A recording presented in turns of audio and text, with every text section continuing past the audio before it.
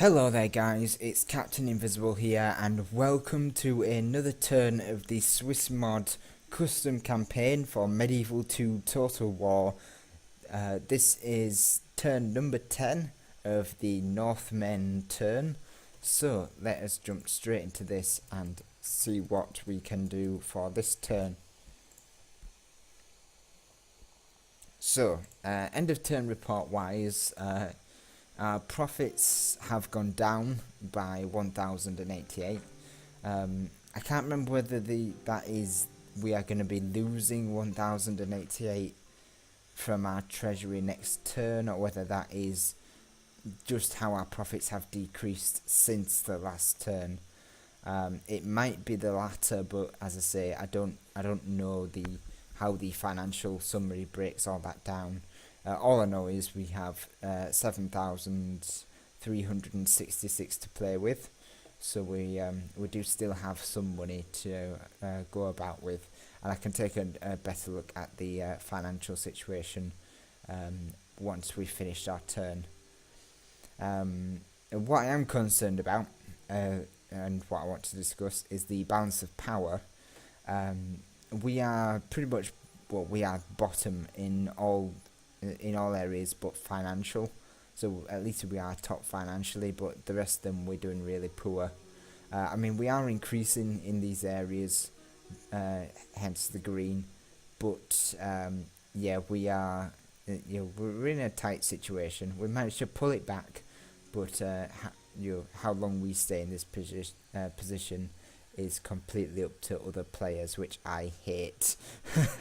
I hate being in a situation where I am completely reliant on other players. I like to use diplomacy to keep myself in a situation, but I hate being completely reliant on basically at a player's mercy. It's the worst feeling in the world. So, militarily, the Dutch Empire are commanding the military leaderboard. Then there's obviously us financially. The Swissmanian Empire is top in production and population and overall.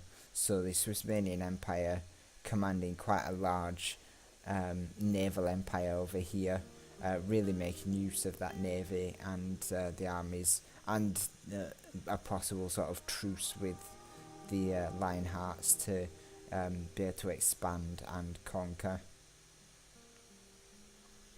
What we're going to do first, though, is we're going to get this spy over to take a look at this Turkish diplomat, and what that will do is it will give us some subterfuge points, and it will give us some trait messages, and then we can get this spy into the boat over here, and then into Napoleon, and he can just settle in there.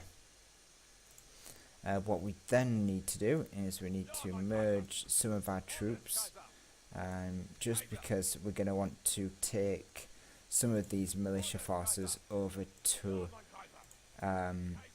Kaiser. And once I get my ships up north, there we are. We don't want to take too much because we don't want it to look like we're actually going to invade anywhere. We don't want to look like we're building our military for an invasion. We're just looking to get our military into Kaiser. Although they don't want to go there completely. It doesn't matter either way because I can't do anything with them until next turn, but what I need to do is retrain these troops. Pretty sure I can't, yeah, I only have 2 slots. Retrain a couple of troops here, because as you can see I can start doing armor upgrades on my town militia, so these guys are going to be getting some armor upgrades sorted. So we're going to get our ships back here, and we'll also take our spies about as well. We need to start utilising our spies a lot more. So we could build a town guard here. The only problem I have with that is that I don't think it really helps the Holy Roman Empire with troop building. I think we need castles really for our troop building. Let's have a look. Barracks. Town Guard allows for spear militia, town militia. Yeah, it only gives us crossbow militia when we upgrade for the city watch. We're not quite a large city, only a minor city. So it's not really going to give us much, whereas the barracks at the castle gives us armoured sergeants and things. So, in fact, a lot of decent troops actually. I think we only have this one in Kaiser so far, but yeah, we'll be able to upgrade some pretty nice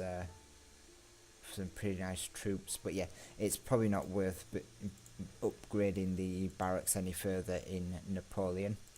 But what we do want is the shipwright, because that will give us access to some hulks and some cogs, and the hulks are quite a lot better than the cog. 10 attack and 12 defense compared to 5 attack and 8 defense, so yeah, considerably better ships in just about every single way. So definitely worth their weight in gold, especially in this setting where I'm pretty much need naval supremacy. So yeah, those guys are going to go get upgraded. What we are going to do is we're going to leave off retraining those guys and get some more ships. As I say, we need to be a naval power. There's no point as not getting a powerful navy going. You've got these 2 ships here and then these 2 ships here, and that is about it. Speaking of which, I need to retrain these ships actually within the next few turns. But we want to get a couple more ships and then retrain some more of our town militia. We can't do that from... I don't think we can retrain the town militia at these barracks. No, peasants and sergeant spearmen, that's fine. We'll just retrain them here and then send them over to Kaiser to get their armour upgrades. So that will be that'd be a good way of doing that. And that's pretty much everything I needed to do. Excellent. Yeah, that should be everything. So yeah, I did promise we'd look at the financial situation. You see, it's not too bad now, 744. We are going to have a projected treasury of 6,622. So yeah, it will go up for our treasury, so that's okay. Most of our income is obviously give the king's purse, and our taxes aren't too high.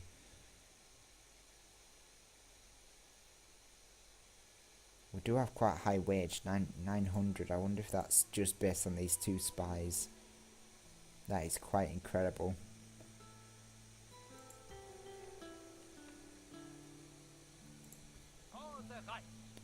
What I did want to do was try get another watchtower up, but I don't think I can do one here. No, I don't think it'll let me either way. I think I'll just have to stay with this little watchtower. Just to keep an eye on things.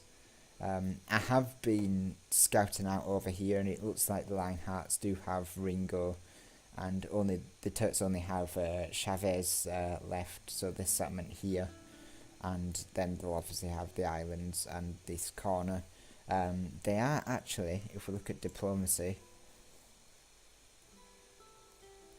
yeah, they are actually at war with the Russians, so they are in contest of probably some of these lands over here. I heard talk of which settlement was it? I can't remember which settlement it was, but it was I mean, all Swissman's named all the settlements after famous people or kind of famous names and YouTubers' names actually as well. He's got Emperor of the Great Unknown somewhere over here, and me, Captain Invisible, being down here. I believe Swissman is one of these. In fact, I think Swissman was this one that was originally called Swissman, but he renamed St. Petersburg. I can't remember the name of the settlement, but I believe it's up here, and I believe it's in contestation now. Contestation between the Turks and the Russians. Diplomacy-wise, you've got that going on. You've also got the Lionhearts, as I say, you've beaten up the Peace and Love Empire. Keep saying the Turks. Maybe the Turks is their ethnicity, and then the Peace and Love is their faction. Just like you could call our guys maybe German, but they are the Northmen. In fact, it doesn't work. It doesn't really work for our faction, because the logic behind my faction was always that they didn't really have a faction. They were always just Northmen. You know, kind of like the free folk from Game of Thrones. You know, they don't have a specific house. They don't fight for a specific. You know, they don't. They're not part of a specific house. They're just the free. You know, the free folk. They are just people. Except the Northmen concept takes that a bit further and says that the Northmen are actually anyone that is from the north. So, you could count, the army under Rob as Northmen, because they're all different houses fighting for Rob, and that was these people won't be from a specific tribe. They'll just be general people that fled the madness of the north and ended up fleeing from this area as well. We're very good at fleeing as Northmen from danger. This seems to be the case. But yeah, the Dutch Empire and the Desert Hobos are at war as well. It looks like the Swiss main empire has also made an alliance with the Desert Hobos, who are down here. So he's obviously wanting to protect his flank over here, whilst he does some action over here, either with us or potentially the Lionhearts. They are pretty big, the Lionhearts, so they are quite a considerable threat in this campaign. In terms of the statistics, we're still not doing too well. I mean, we recovered it here, but there's still this mammoth gap between us and the rest of the players overall. Militarily, the Turks have taken a really bad hit. The poor Peace and Love Empire really taking that hit. The rest of the players are going up, even us slightly, even though we lost some men at Napoleon. Production rate, we've increased thanks to taking Napoleon. It is a fantastic settlement. Minor cities are gold in campaigns. But the Swiss Minion Empire really increasing in its production. Really impressive. In fact, it's sort of almost going off the 3K mark. It's the entire screen's probably gonna have to shrink the graph because of how much Swissman is increasing. Territorially, we're still down here, and then these guys are kind of up here. The Russians have done really well with claiming territory, but whether they'll be able to hold it all, especially if they're at war with the Peace and Love Empire now, is going to be interesting. I know that they're not very well defended. They don't have a lot of troops in key areas, and I think that's definitely a weakness of the gigantic empires that people can create. And then financially we're up here.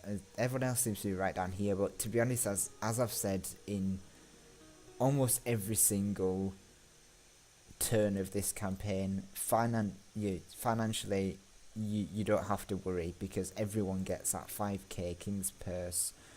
No one has to worry about the finances. We're all in the same boat where if you are honestly spending so much that your King's Purse cannot support that, you are doing something very, very wrong, because your King's Purse of 5k, you normally get about 1,500 in normal campaigns, so your King's Purse is doing all of your finances for you, so you don't need to worry about that. All you need to worry about is having enough to be able to spam out troops and keep the upkeep costs down, because troops in this campaign are a must-have, hence why we are spending so much on our military, getting our troops retrained, refreshed. We've still got these guys to retrain. I could probably do with their barracks actually, just to retrain this guy. This poor little spear militia. But we are going to start to retrain our troops. These sergeant spearmen should get the next arm upgrade as well. So it'll be quite nice to see some armor upgraded town militia doing some work in this area. As I said, the Lionhearts are going to be quite a big threat. We might have to look at dealing with them. I think Swissmod's taken all of these settlements. I think I did some scouting. And then obviously the Russians and the Turks being at war. We have to try and look to start to exploit and expand. We have to turn this into a 4X game, guys. We have to explore, expand, exterminate, and... Explore, expand, exterminate, and exploit. Yeah, those are the 4X's, and we need to do all that. We need to turn this RTS into a 4X game and really start to push those. For now, though, that's everything I needed to talk about, so we will end the turn, and then we shall save the turn for turn number 10 of the Dutch Empire. I wonder why he chose the Dutch Empire as a name. That's something I forgot to query with him the last time I spoke to him, because we were talking about mods and things. But yeah, very interesting. I'll look forward to hearing his logic about that when his turn comes out in the on YouTube. So save that. Excellent, so yeah, that was turn number 10. Thank you very much for watching, guys, and I shall see you all in turn number 11.